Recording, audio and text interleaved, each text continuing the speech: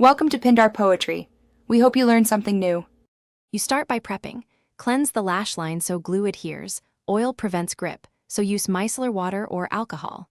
Once done, measure the one-piece lash against your eye and trim the inner end if it extends more than 1/3 of your eye width.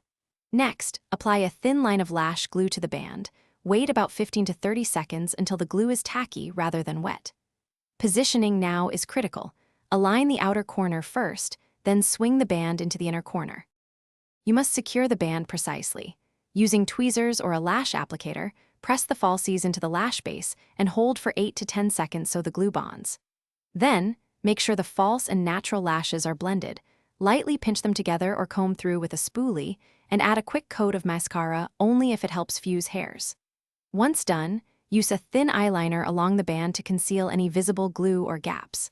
Allow full drying before eye movement. You finish by checking lift and comfort. Look straight on and feel for pressure along the band. Trim the outer edge only if it rubs.